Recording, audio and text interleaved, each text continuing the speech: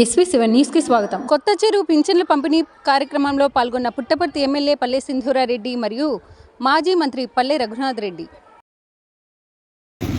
కొత్త చెరువు ఇవాళ పెన్షన్ కార్యక్రమం జరుగుతుంది.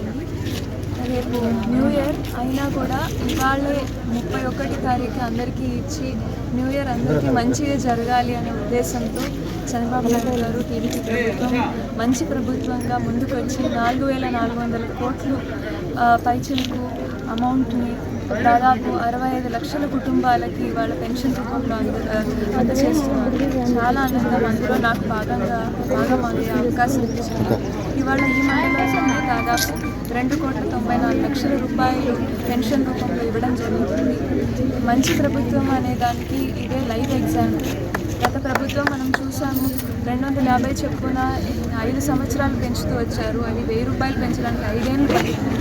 ఈ ప్రభుత్వం రాగానే అరియర్స్తో సహా 3 నెలల అరియర్స్తో సహా మొదటి నెల ఇచ్చేశారు. ఇవాళ 7వ నెల మనం పెన్షన్ పంపిణీ చేస్తున్నాము. చాలా ఆనందం. దీంతో పాటు కొత్త సీసీ రోడ్లు, మనకి అన్న క్యాంటీన్లు, ఇంకా చెప్పుకుంటూ పోతే రోజుకి ఒక కొత్త పథకంతో ముందుకు వస్తున్నారు. ఎన్నో పిల్లలకి కొత్త ఉద్యోగ అవకాశాలు క్రియేట్ చేస్తున్నారు. మెగా డిఎస్సి అనౌన్స్ చేయడం జరిగింది. ఇలాంటి చాలా మంచి పథకాలతో ముందుకు వస్తున్న ప్రభుత్వాన్ని ఆదరించండి. 2024 చాలా మంచి డెసిషన్ తీసుకున్నారు ప్రజలందరూ.